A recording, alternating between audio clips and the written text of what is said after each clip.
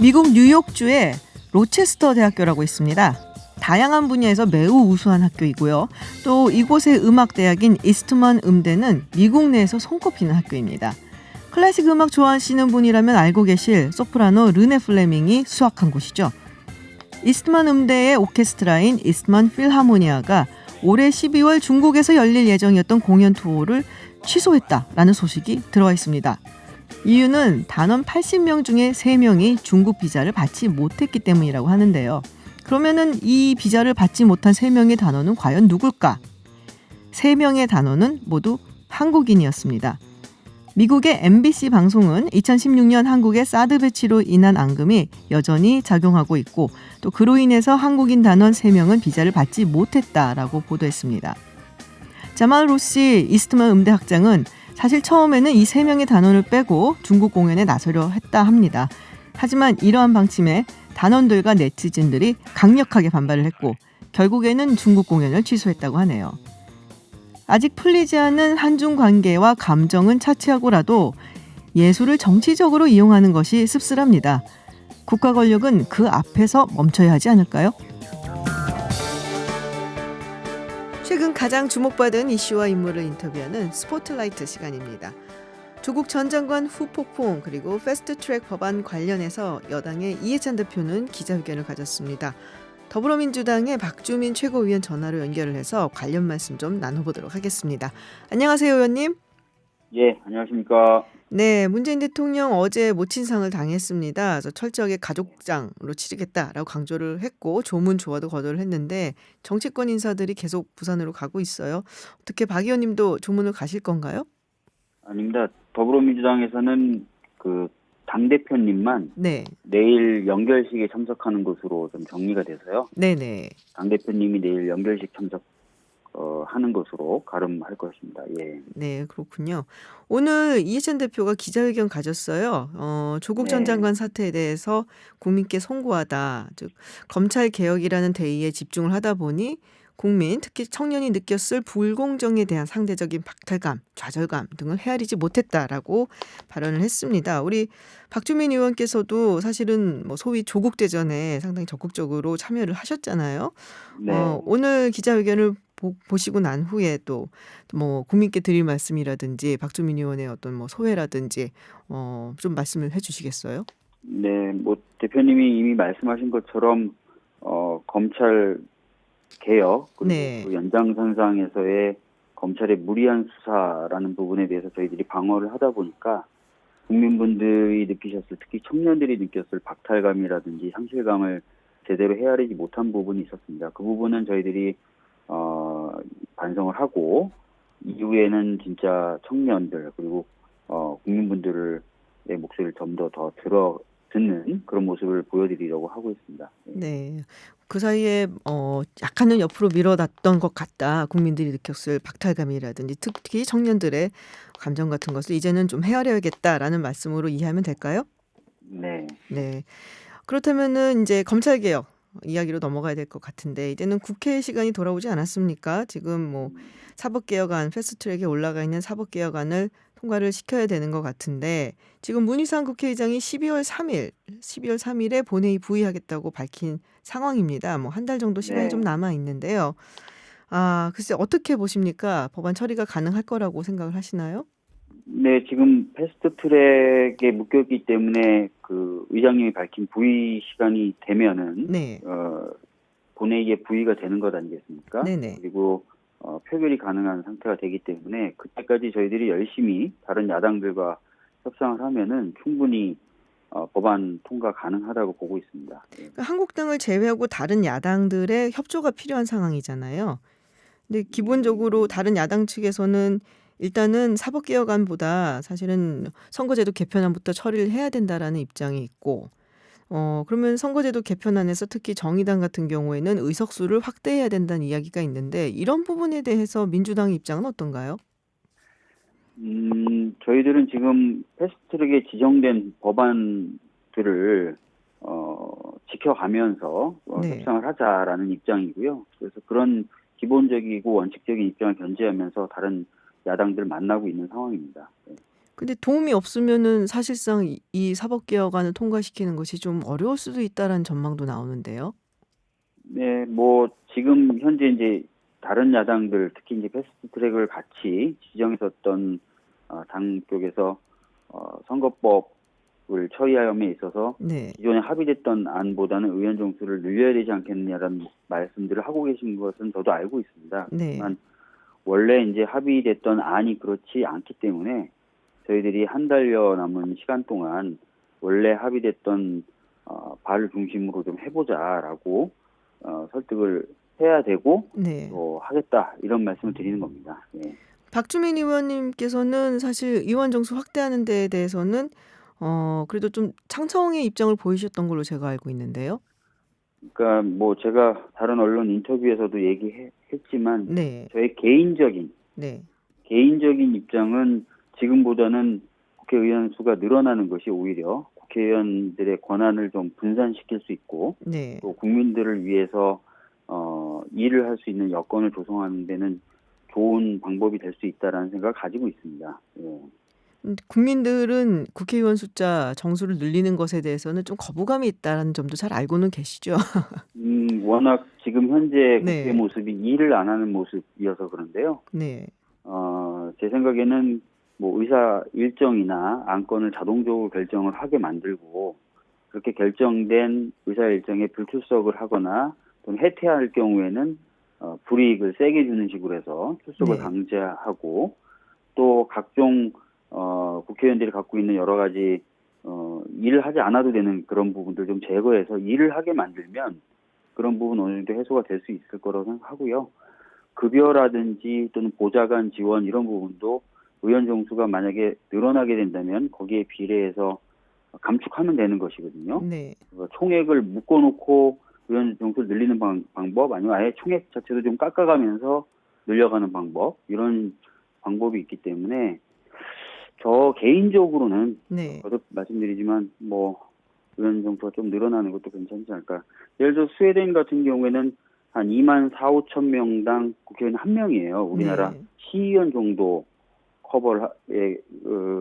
시의원이 담당하는 인구 정도를 커버하거든요. 한국은 그런데 몇 명이라고 하면 될까요? 평균? 16만 한 7천 명 정도 됩니다. 16만 7천 명당 국회의원 한 명이다. 그러니까 굉장히 차이가 많이 나죠. 그러니까 북유럽 국회의원들의 일의 경우에는 그렇게 해서 좀 일을 타이트하게 좀 좁은 범위에서 이렇게 또 적은 수의 국민분들 만나면서 일을 할 수 있는 상황인데 네. 우리나라 국회의원들은 숫자가 적다 보니까 많은 피감 기관을 커버하고 많은 국민들 커버하니까 또 권한도 거기에 비해 세지죠. 네. 그렇게 되는 상황인데 그래서 제 개인적인 생각은 조금 의원 수를 늘리고 대신에 일을 더 하게 만들고 특권이나 이런 걸 좀 더 줄이고 이런 식으로 가면 어떨까라는 생각을 갖고 있는 겁니다. 이게 뭐 당론이 정해진 거는 아닌 것이죠, 지금? 뭐 아니다, 당 내에서도 좀 당은 의견이 갈리는 것 같은데. 당은 아까 말씀드렸던 네. 대로 의원 정수를 늘리지 않고 네네. 연동형 비례 합의했던 그 네네. 안대로 처리하는 게 당론이고 당의 입장이고요. 네. 예. 제가 그래서 계속 개인적인 입장에서 개인적인 입장이라고 말씀드립니다. 그렇군요. 그러니까 민주당에서는 당론은 지금 있는 원안대로 간다. 그리고 만약에 야당의 도움이 필요할 경우 그렇다면 적극적으로 설득을 하겠다라는 입장이시고 그렇지만 그 그게 당내에서 기본적인 네, 좀 당내에서의 의견은 좀 갈리는 편이다라는 말씀이시고요. 당내에서의 입장이 좀 갈린다고 표현하면 좀 약간 애매한 표현이고요. 네. 이미 그 패스트트랙 지정 법안을 할 때 굉장히 오랫동안 토론을 해왔어요. 당내에서. 네. 그래서 당에서는 그 토론 끝의 결론을 패스트트랙 지정 법안으로 결론을 내린 겁니다. 네네. 그렇기 때문에 뭐 다른 이견이 있다기보다는 아까 말씀드렸던 것처럼 제 개인적인 견해를 밝힐 뿐인 거죠. 그렇군요.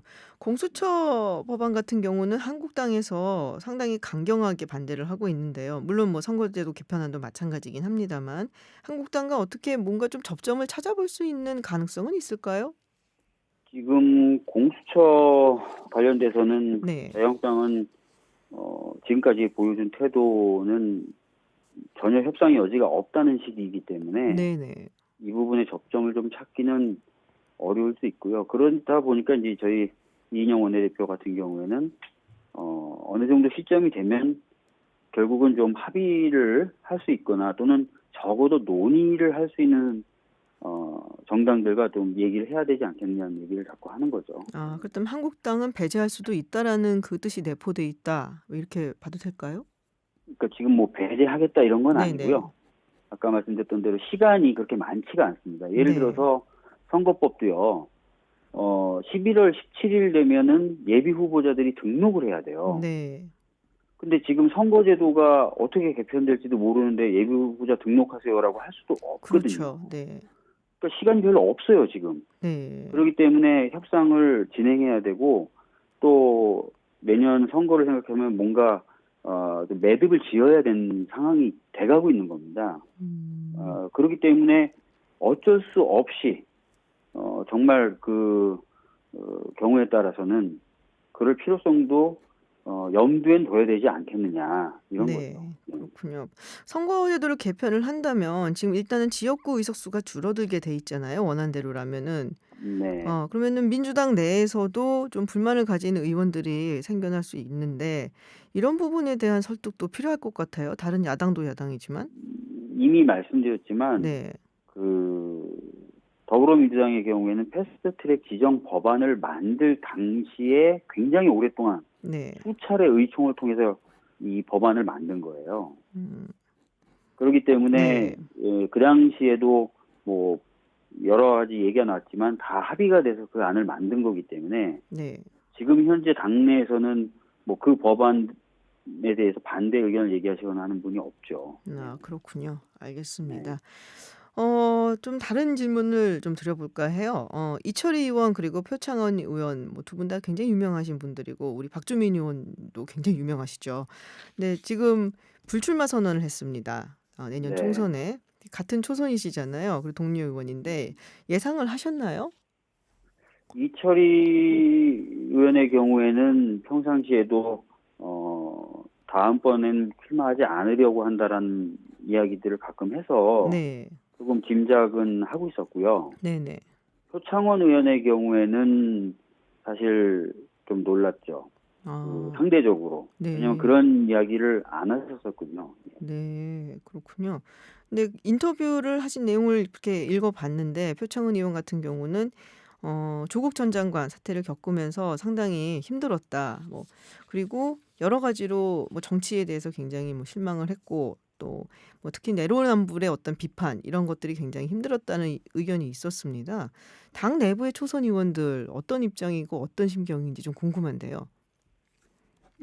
당내에 뭐 다른 초선 의원들이 뭘 느끼는 것까지 제가 미루어 짐작해서 지금 네, 말씀드린 건 적절하지 않은 것 같고요. 네, 이제 표창원 의원님이나 이철희 의원님은 저하고 같이 법사위를 했기 때문에 그렇죠.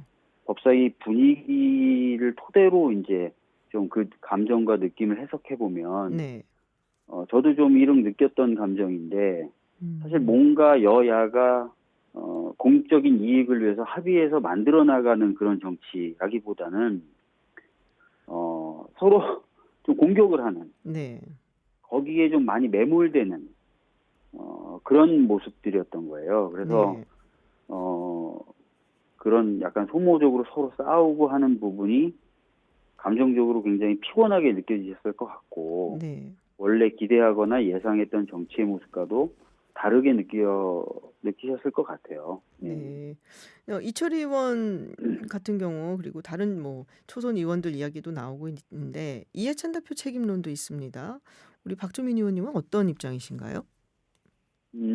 저도 사실은 지도부이기 때문에 네.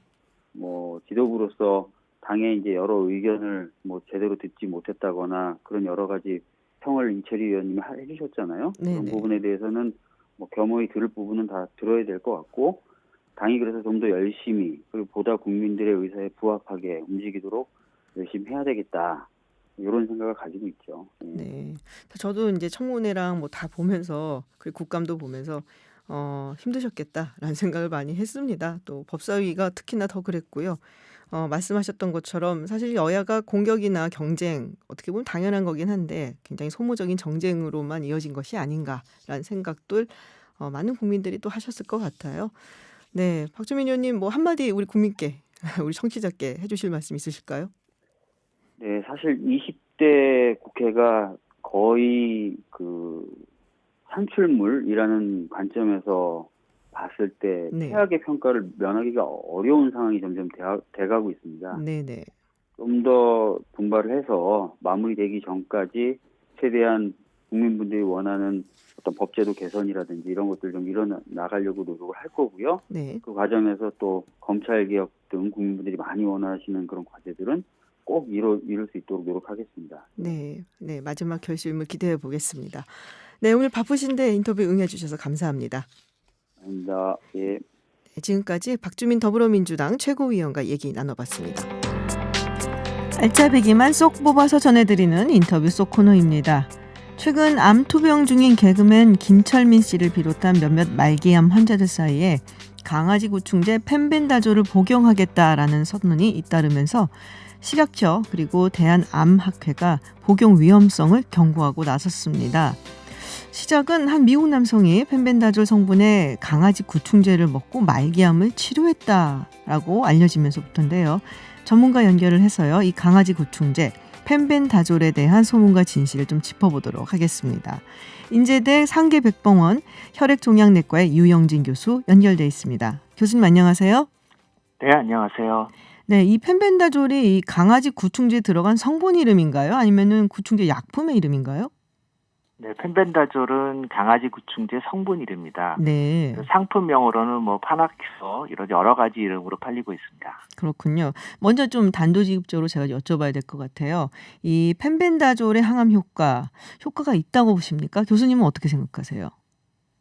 네, 펜벤다졸은 몇 개의 연구에서 분명히 항암 효과가 있습니다. 네, 제가 김지현 선생님께 다른 질문 하나 드려도 될까요? 저한테요? 네. 네네. 우리나라 근해에 석유가 매장돼 있습니까? 아, 석유가 매장돼 있어요. 제가 네네. 알기로는 그렇거든요. 네네. 그런데 석유가 매장돼 있지만 이거를 이제 석유를 캐내려면 네. 엄청난 돈을 들여서 아주 적은 양의 석유를 얻을 수 있는 거죠. 그러면 석유가 매장돼 있다는 게 큰 문제가 의미가 없는 의미가 거죠. 없다. 네, 그러니까 펜벤다졸이 항암 효과가 있다는 거는 분명하지만 네. 그것만으로 이게 항암제로 쓸 수 있느냐 하는 결론을 내릴 수는 없는 문제인 거죠. 그렇군요. 그러니까 김철민 씨 사례도 그렇고 또 많은 암 환자들이 복용을 했더니 뭐 체중도 좀 늘었고 통증이 줄었다라는 이야기들이 있는데 이게 전혀 근거가 없지는 않지만 그 효과가 굉장히 의미가 있다라고 보기는 어렵다라는 말씀이신 건가요? 제가 몇 네. 개의 후기를 봤습니다. 네네. 그런데 이런 분들이 이 펜벤다졸을 쓸 때 보통은 어떤 분은 이제 표준 치료, 방사선 치료 또는 어떤 분은 임상 시험에 들어가는 다른 약들 이런 거하고 같이 사용을 했습니다. 네. 그래서 일부 환자한테 효과가 있었지만 그게 펜벤다졸에 의한 건지 아니면 그거와 함께 같이 사용한 다른 치료에 의한 건지가 분명하지가 않습니다. 그렇군요. 그러니까 펜벤다졸만의 효과가 어떤 것인지에 대해서는 우리가 확견을 할 수가 없다라는 말씀으로 제가 이해를 하겠고요. 근데 이게 임상 실험이 진행된 적은 있나요? 뭐 연구 논문 같은 건 있다고 제가 들은 것 같은데요. 네, 연구 논문과 임상 시험은 다르죠. 임상 시험은 이제 사람을 대상으로 하는 건데 네. 현재까지는 진행된 바가 없습니다. 아, 사람을 대상으로 하는 임상 실험은 진행된 바가 없다. 네네. 네. 연구 논문은요?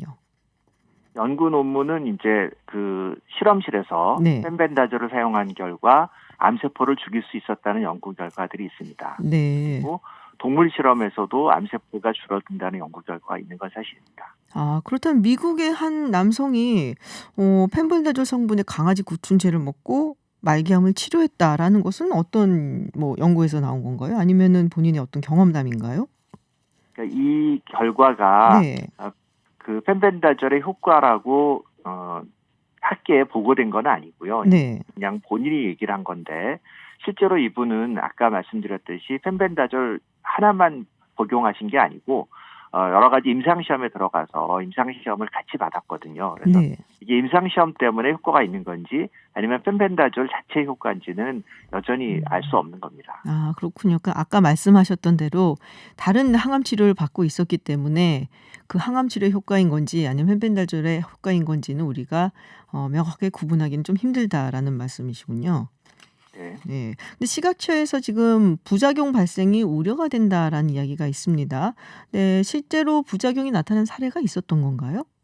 아니요, 이거는 뭐 임상 시험을 하지 않았기 네. 때문에 부작용이 보고된 사례도 사실은 없죠. 아, 그렇군요. 그러면 왜 걱정이 된다라고 발표를 한 건가요?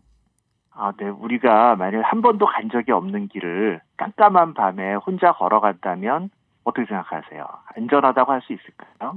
그렇게 말하긴 좀 힘들겠죠.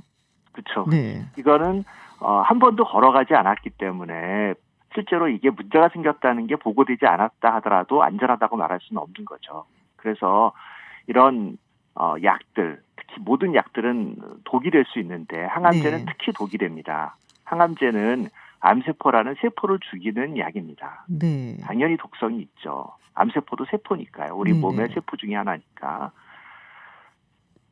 그러면 암세포를 죽이는 것이 이제 항암제이기 때문에 복용을 한다는 것이 결국에는 좀 독 성분이 있을 수가 있다. 그래서 상당히 위험하고 이 펜벤다졸에 대해서는 임상 실험을 거치지 않았기 때문에 우리가 이걸 이용하라고 말할 수는 없다. 위험성이 상당히 내포되어 있다라는 말씀이시군요. 네네. 근데 그리고 네. 펜벤다졸과 유사한 성분을 가진 이런 효과를 가진 약들은 이미 개발되는 약들이 있어요. 아, 그런가요? 파크리탁스라는 약도 있고 빈크리스라는 약이 있고. 네. 왜냐하면 이 펜벤다졸의 효과는 마이크로튜블이라는 세포 내 물질을 만드는 것을 방해해서 항암 효과가 나타난다고 알려져 있습니다. 근데 이런 아까 말씀드린 약제들은 신경 독성이 다 나타나거든요. 네. 그래서 그리고 골수 억제도 일으키고 이런 부작용은 분명히 생길 거라고 생각을 합니다. 그렇군요. 그러면은 근데 인제 이게 한 40년 동안 사용되었다고 이야기가 있어요. 그래서 뭐 "안전한 약제다."라는 주장도 있다고 하는데요. 네네, 그렇죠. 이거는 근데 사람한테 사용한 게 아니잖아요. 아하. 개한테 안전한 거죠. 아하. 그 수많은 약제들이 네. 동물 실험에서 안전했지만 사람한테는 치명적인 독성을 나타낸 경우들이 상당히 있었고요. 네. 그리고 회충을 치료할 때는 우리 회충약 드셔보셨습니까?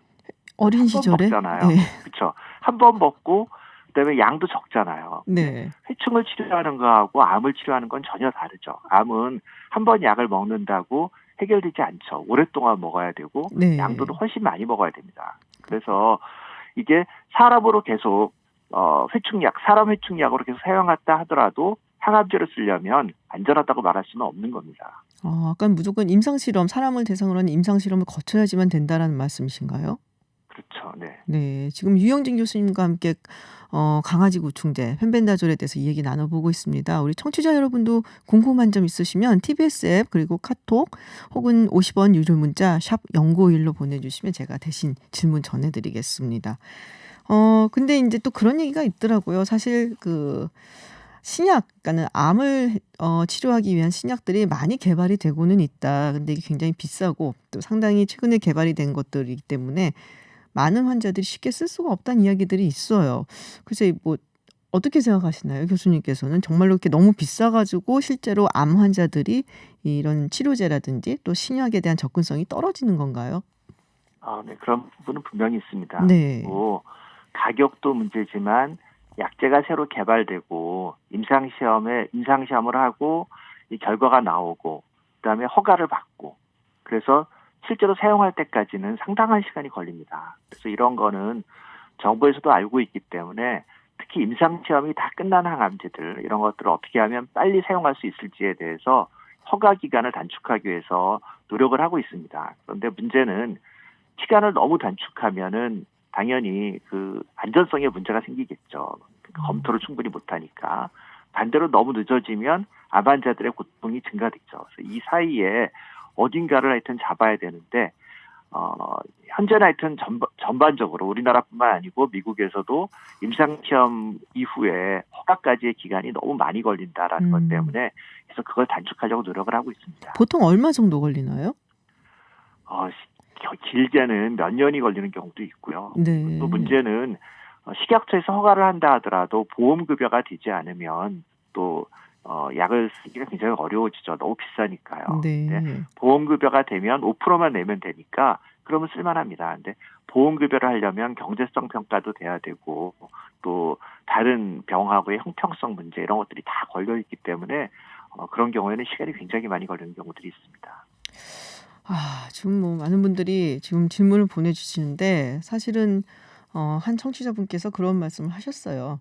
지푸라기라도 잡는 심정으로 하는 것이 아니겠냐. 사실 환자 가족들 뭐 이분들의 심정을 저희가 어떻게 이해를 할 수 있겠습니까? 말기암 환자에게 부작용이 사실 무슨 의미냐라는 이야기도 있는데 그만큼 간절한 거 아니겠습니까? 교수님 글쎄요. 어떻게 생각하세요?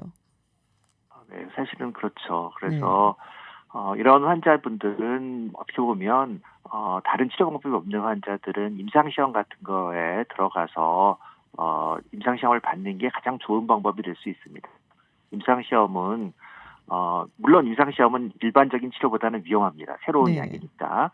그렇지만 의사가 계속 감시하면서 약을 쓰게 되죠. 네네. 그래서 그냥 이렇게 약을 먹는 것보다는 훨씬 안전합니다. 그리고 효과가 있을 가능성이 있는 약을 임상시험을 하기 때문에 이런 거에 들어가는 게 훨씬 안전하겠죠. 그러니까 펜벤다졸을 구입해서 먹는 것보다는 임상 실험 단계에 있는 약의 일종의 그러니까 임상 실험의 서브젝트가 되는 걸 말씀을 하시는 거죠. 네, 네. 그럼 임상 시험이라고 합니다. 임상 시험. 트라이얼이고요. 네네. 엑스페리먼트가 아니고. 네. 임상 시험이라고 하는군요. 네, 네. 네. 참 곤란한 질문인데 청취자분 한 분이 이런 질문을 하셨어요. 만약에 교수님께서 3개월 시험부를 한다면 어떠실까요? 드실까요? 저는 안 먹을 것 같아요. 안 드시겠어요? 왜냐하면 네. 이게 임상시험까지 들어간 약제, 이 약은 임상시험에 안 들어갔어요. 임상시험에 들어간 약제 중에 실제로 그러니까 동물시험에서는 굉장히 효과가 있었던 약이죠. 근데 네. 진짜 약이 되는 경우는 약 10% 정도예요. 그렇군요. 굉장히 낮네요, 굉장히 비율이. 적습니다. 네. 그렇군요. 또 윤아빠님, 더 청취자 한 분이 그런 질문하셨어요. 지금 대사항암제가 임상실험 중이라는데 좀 알려주시겠어요? 라는데요. 네네. 잘 못 네. 들었는데. 대사항암제가 임상실험 중이라는데 그것에 대해 알려주세요라는 질문이 제가 들어와 있습니다. 임상시험에 대해서는 다 알지는 못하고요. 네. 여러 가지 항암제들이 임상시험에 들어가 있는 약제들이 있죠, 사실은. 그렇군요. 굉장히 많은 항암제들이 지금 임상실험 단계에 들어가 있는데 그중에서 약 네. 10% 정도만 사실상 이제 약으로 다시 개발이 된다라는 말씀을 전해주셨고요. 임상시험에 네. 들어간 약제 중에 임상시험에 들어간 약들 중에. 네, 대부분의 약은 그 전에 탈락하는 거죠. 알겠습니다.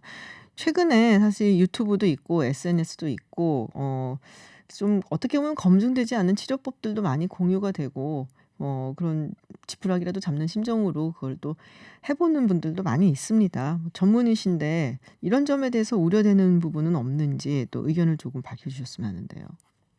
전혀 치료 방법이 없는 사람들 이런 네. 분들은 임상시험에 아까 들어가는 게 가장 좋은 방법이라고 네. 말씀드렸고요. 근데 안타까운 거는 치료 방법이 있고 효과가 이미 입증된 치료를 받는 분들이 이런 잘못된 치료를 받으면서 실제로 환자분이 나을 수 있는데 이런 걸 하면서 오히려 독성이 생기고 부작용이 생겨서 입증된 이런 치료를 못 받는 경우가 생기거든요. 그래서 이런 게 정말 문제가 됩니다.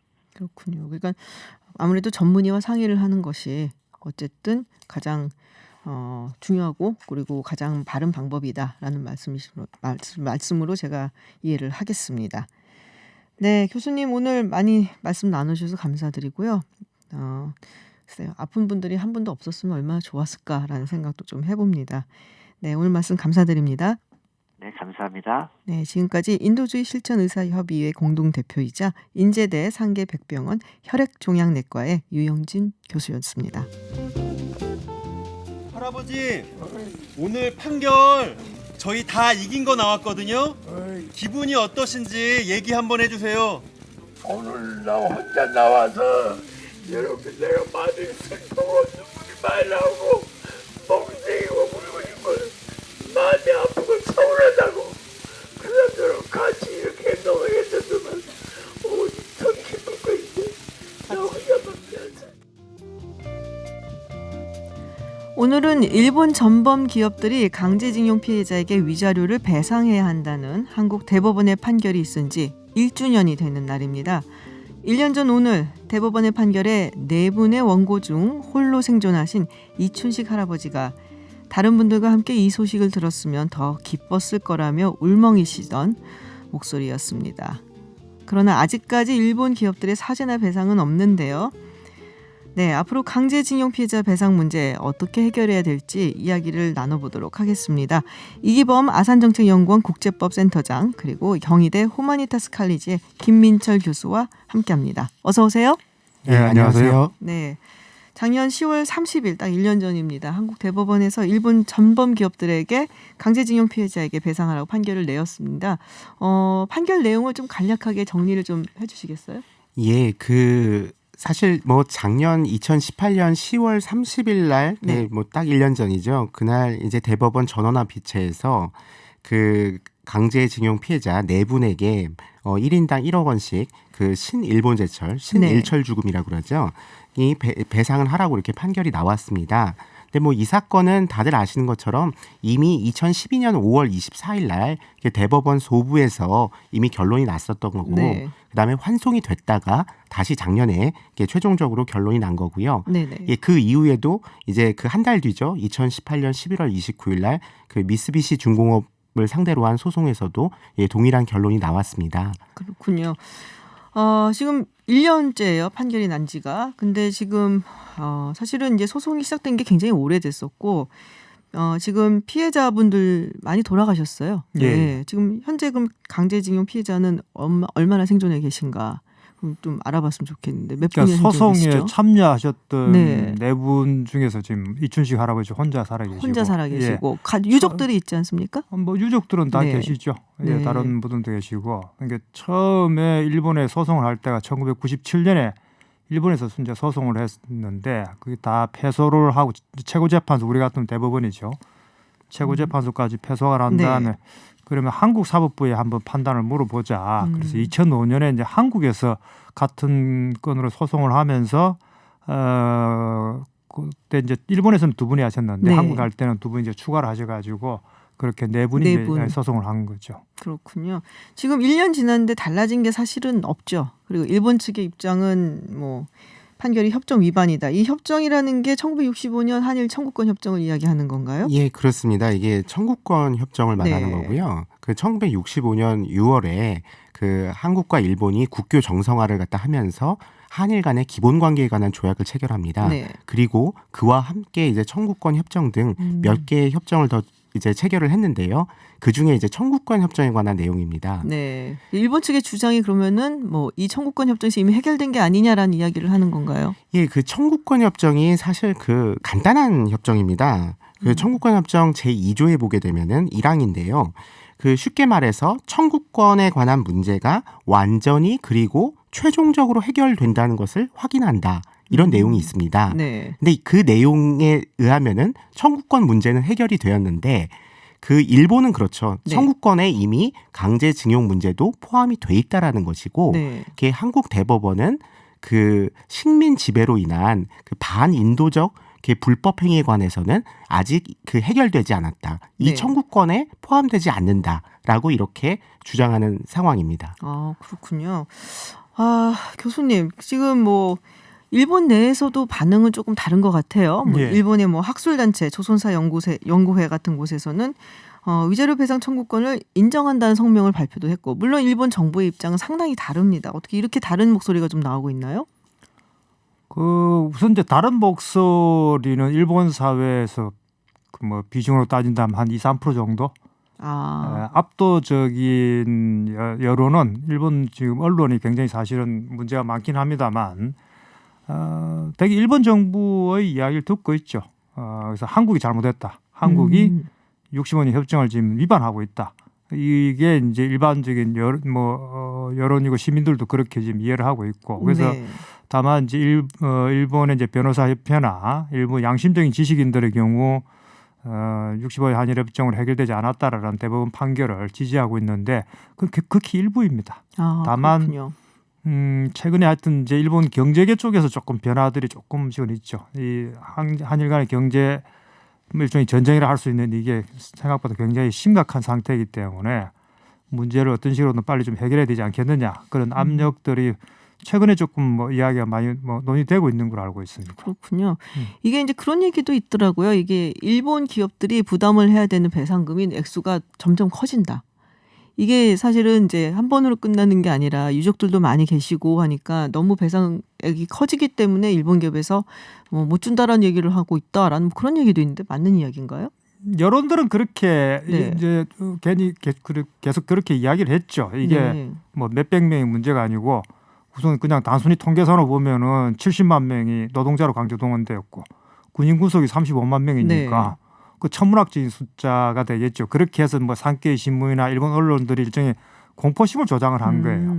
근데 실제 그러면은 배상을 받을 수 있는 사람들이 과연 얼마나 될까 네. 하는 부분은 또 굉장히 다른 차원의 문제고 지금 뭐 추가 소송을 준비하고 있지만은 그렇게 많지는 않을 것이다. 네. 그래서 너무 과장되게 증폭되어 있다.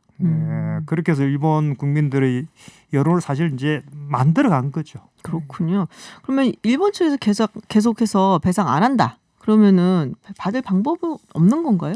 아니 지금 이제 받고자 하는 절차를 하고 네. 있는 것이죠. 그래서 네네. 이미 이제 관련 주식이 이제 압류가 되었고요. 네. 그 다음에 그 현금화가 되는 절차가 이제 있을 것이고요. 매각하는. 예, 매각하게 되면요. 그렇게 되면은 배상을 받을 수 있습니다. 음. 그런데 그거는 국내법적으로 이제 배상을 받는 문제고요. 네. 이게 일본이 가장 문제를 제기하는 거는 국제법을 위반했다라는 거거든요. 그래서 한국이 만약에 그 이제 현금화까지 시켜가지고 실제로 이제 그 피해자들이 배상을 받게 된다면은 이 문제에 관해서는 국제법적인 차원에서 계속적으로 문제를 제기하겠다. 뭐 일부 언론에서는 이제 국제사법재판소나 뭐 이런 이야기도 나오고 있는데요. 네. 뭐 실제 가능하지는 않습니다. 아, 왜냐하면은 그 한국이 국제사법재판소에 가는 것에 동의하지 않는 이상은 뭐 일본이 강제적으로 한국을 국제사법재판소에 끌고 갈 수는 없습니다. 그렇지만은 그 일본 입장에서는 한국이 계속 국제법을 현재도 위반하고 있고 앞으로도 이게 더욱더 위반할 수 있는 그런 이제 가능성이 높다. 이런 식으로 이게 여론을 갖다 만들어가고 있는 거죠. 그럼 정확히 우리가 국제법 어느 부분을 위반을 했다고 일본이 주장하는 건가요? 그러니까 일본은 계속 주장하는 것이 이미 이 강제징용 문제에 대한 청구권 문제는 협정. 해결이 됐는데 이것을 한국은 해결되지 않았다라는 전제에서 대법원 판결이 나왔다라는 것이죠. 그렇군요. 근데 매각 절차 진행되면은 더 관계는 악화될 것이다라고 지금 전망은 되거든요. 어떻게 해야 되는 것인지. 그렇죠. 그래서 네. 그게 지금 현재 일정상 내년 초 정도로 뭐 예상을 하고 있는데 내년 초 정도요. 예, 제가 뭐 소송에 관여하기 때문에 근데 과연 그 단계까지 갈 것인지 사실은 뭐 현금화라는 게 갖고 있는 채권을 그냥 팔면 되는 거니까. 네네. 팔아서 그걸 이제 원고한테 주면 끝나는 거죠. 근데 그러되면은 뭐 굳이 비유를 들면 이제 돌아올 수 없는 강을 서로 건너게 되기 때문에 그다음에 또 하나는 단지 원고들에게 돈만 이렇게 통장에 꽂아 주듯이 주는 문제가 아니고 네. 강제 노동에 대한 일본 기업의 사죄를 원하고 있는데 그런 것들이 없이 돈의 문제로 이제 귀결되는 것은 굉장히 바람직하지 않다. 또 그것 때문에 한일 지금 뭐 학생 교류까지 다 지금 끊겨 있지 않습니까? 네. 이런 것들은 굉장히 좀 안 좋은 상황이죠. 근데 워낙 아베가 뭐 단돈 1엔도 일본 기업이 배상할 수 없다라고 강하게 나오고 있기 때문에 그게 좀 답답하죠. 그렇군요. 글쎄 이 문제를 빨리 해결을 해야 된다는 목소리도 좀 있기는 합니다. 또 한일 관계가 점점 악화되고 있고 이게 사실상 시작점이다라는 목소리들도 있어서 근데 그 부분에 대해서는 또 어떻게 생각하시는지 궁금해요. 이게 굉장히 민감한 문제이기는 합니다. 네. 예, 사실 그 지금 지난 1년간 한일 관계가 악화됐던 이제 시작점이 작년에 있었던 대법원 판결이라고 할 수 있겠습니다. 근데 그 처음부터 일본이 너무 강하게 이제 한국의 그 대법원 판결에 대해서 이야기를 했어요. 네. 뭐 국제법 위반이라든가 한국은 약속을 지키지 않는 국가라든가. 그런데 오히려 일본이 처음부터 한일 청구권 협정의 해석상 한국과 일본의 해석의 차이가 있다. 이 문제를 갖다 우리가 만나서 이야기를 해보자라고 네. 했으면 이 문제가 이 정도까지는 안 왔다고 보여집니다. 근데 처음부터 일본이 강하게 선을 그어놓고 시작을 했기 때문에 여기까지 왔는데 네. 그러다 보니까 이번에 그 이낙연 총리께서도 방문을 했지만은 여전히 이 선을 갖다가 허물지 않고 있기 때문에 이 점이 참 어렵습니다. 물론 해결해야 된다는 얘기는 많이 있지만은 과연 일본이 그 선을 뒤로 물러서 줄 것인가 이게 참 어려운 문제입니다. 그렇군요. 그러니까 어느 정도 일본 측에서도 조금 받아들여야 되는데 전혀 그 여지를 주지 않고 있다라는 이제 말씀이신데 한국 정부가 사실은 뭐 여러 가지 제안도 좀 했습니다. 예, 뭐 예. 1+1 뭐 방안도 제안을 했고, 그러니까 한국하고 일본 양국 기업이 자발적으로 돈을 내 갖고서는 피해자에게 위자료를 지불하자. 근데 일본 측에서 거의 다 대부분 거부를 하고 있잖아요. 현재 왜 그런 그런 건가요? 상태죠. 그거는 앞서도 말씀드렸듯이 일본 기업이 배상금이라는 명목으로 돈을 낼 수는 없다. 그건 결국 65년 한일협정 전체가 흔들린다고 아베가 판단하고 있기 때문에 그게 뭐 1엔이든 뭐 1억엔이든 네. 그 돈의 명목이 중요한 거죠. 그래서 65년 한일협정을 지켜야 된다는 것이고 만약에 그게 무너지면 이게 동남아시아로까지 번질 수도 있겠다라는 이제 사실 뒤에 네. 더 큰 문제가 있을 수도 있죠. 이게 일본의 지금까지의 전후 보상 정책 전체가 흔들리는 다는 이제 판단도 있고 뭐 여러 가지 하여튼 해석들은 뭐 하여튼 있는데 가장 근본적인 문제는 역시 65년 한일협정에 대한 서로의 양국의 해석이 서로 완전히 다르기 때문에 그 부분에 이제 접점을 찾는 게 좀 어렵죠. 그래서 이제 한국 정부로서는 굉장히 조금 하여튼 묘한 안을 제시를 했는데 네. 왜냐하면 일본 기업이 책임져야 될 배상 책임을 한국 기업에서 돈을 낸다는 건 그렇죠. 같이 우리 뭐 고통 분담하겠다는 건데. 예, 근데 이제 다만 그게 뭐 상대가 이게 국내가 아니고 상대가 있으니까 그런 안을 냈지만은 그 자체조차도 받지 않았죠. 사실 가장 낮은 수준의 일종의 뭐 안이라고 할까 이게조차도 받지 않는 상태이기 때문에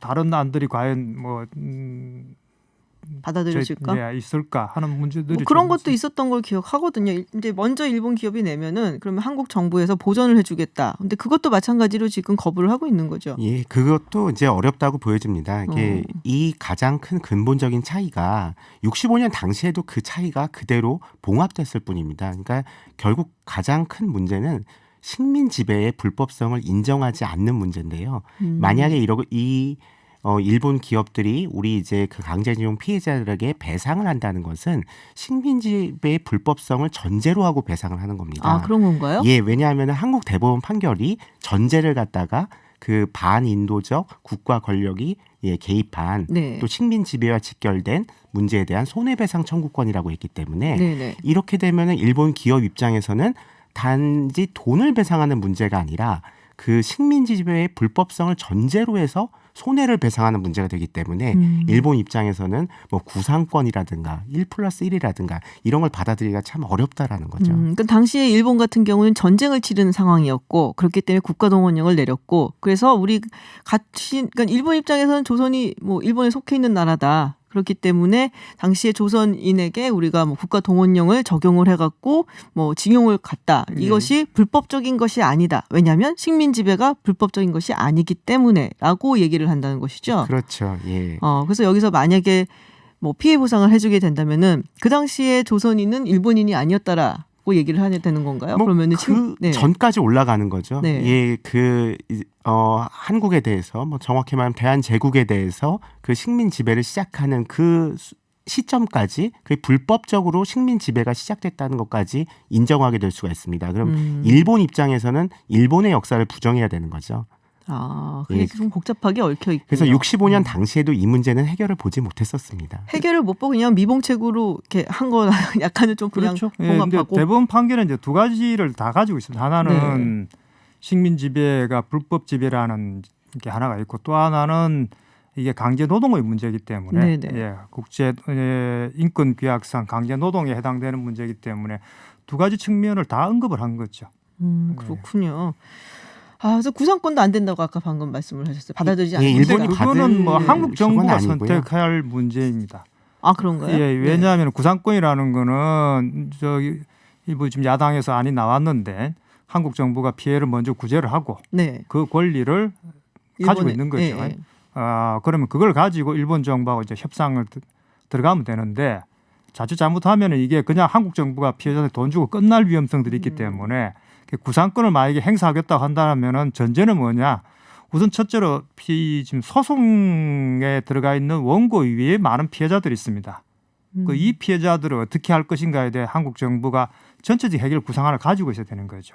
그 다음에 이제 구상권 문제를 가지고 그러면 한국 정부가 대신 싸워주는 거니까 그걸 가지고 그러면 국제사법재판소에 가서 한번 우리가 판단을 받아보자. 양쪽의 서로 사법부의 판단이 다르니까. 네. 그럼 국제사법재판소 가가지고 서로 한번 논쟁을 해보자. 뭐 그렇게 할 수도 있겠죠. 그러면 한국 정부는 피해자들의 피해구제 조치를 빨리 취하고 명분을 가지고 그런 일종의 이제 국제적인 형태에서의 강제노동 문제나 식민지배 책임을 추궁할 수 있는 장을 또 만들 수도 있죠. 근데 그거는 이제 굉장히 큰 또 외교적인 또 파장이니까. 그러게요. 네, 그러면 정말로 국제적으로 좀 많이 외교적인 파장이 있을 것 같고 일본 측에서는 뭐 당연히 받아들이지 않을 것이다라고 청구를 한다고 해도. 근데 이제 네. 일본은 자기들이 말해놓고 한국 정부가 만약 역으로 그 이야기를 하면은 굉장히 곤혹스러울 수가 있겠죠. 그거는. 네, 그렇군요. 네, 하여튼 한일 관계가 굉장히 안 좋습니다. 뭐 모두 다 알고 계시듯이 일본 측에서는 이제 다음 달 한일 정상회담 보류시키고 했는데 글쎄 어떻게 해결책은 좀 없을까요? 지금 사실 네. 그런 해결의 그 모멘텀을 찾아야 되는데 네네. 어떤 그런 지금까지 무슨 천황 즉위식이라든가 이런 식으로 이벤트로 자꾸 찾으려고 했던 네. 것 같습니다. 근데 이건 이벤트로 찾을 수 있는 문제가 아니고요. 네. 양국이 서로 상대방 국가의 해석을 존중해야 됩니다. 그러니까 인정을 하고 우리는 서로 다르다 해석이 그 전제를 가지고 서로 만나든지 아니면은 좀 더 나아가서 어떤 국제적인 차원에서 국제사법재판소가 될 수도 있고 사실은 중재재판소도 될 수가 있습니다.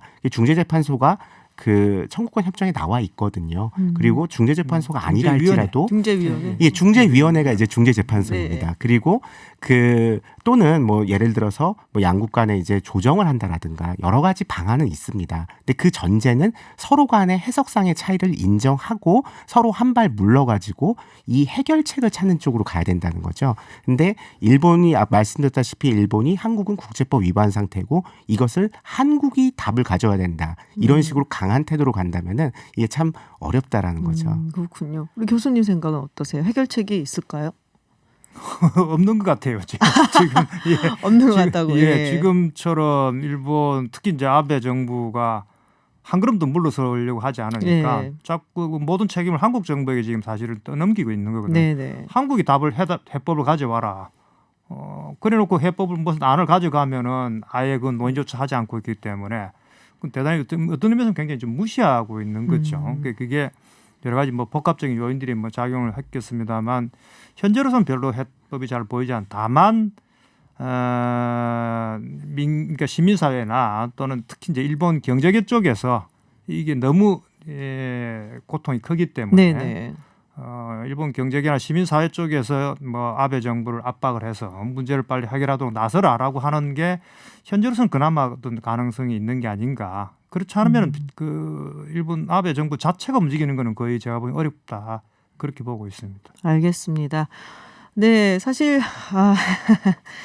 답답한 상황이죠. 네, 답답한 상황이고 어느 쪽도 지금 물러서지 않고 또 우리는 우리대로 상당히 답답하고 있는데 글쎄 빨리 해결됐으면 좋겠다라는 바람은 있습니다만 어쨌든 오늘 1주년이 됐기 때문에 저희가 또 한번 짚어보고 또 피해자분들께 또 심심한 위로 말씀도 전해드릴 겸 이 주제로 토론을 해봤습니다.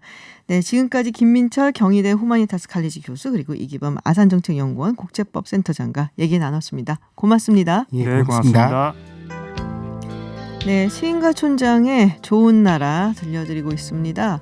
많은 분들이 문자 보내주시는데요. 제가 소개를 다 못해드려서 항상 죄송합니다. 출첵 문자도 있고 열심히 잘하라는 응원 문자도 있고 또 질책의 문자도 있는데 모두 겸허히 잘 듣겠습니다. 스스로 툴님 유튜브에서 보내주셨어요. 벌써 1주년이나 됐나요? 하셨고요. 또 당신바라기님 알게 되어서 감사한 저녁입니다. 그리고 김달링 씨님 네, 강제징용 노동자들이 애초부터 돈을 목적으로 하지 않았습니다. 피해에 대한 인정, 사과가 그 의미였습니다. 돈 주고 정리하자고 하는 건 아니죠. 라고 말씀 나눠주셨습니다.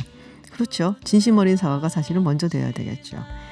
김지윤의 이브닝쇼 오늘 방송 여기까지입니다. 저희는 내일도 6시에 여러분 기다리겠습니다. 김지윤이었습니다.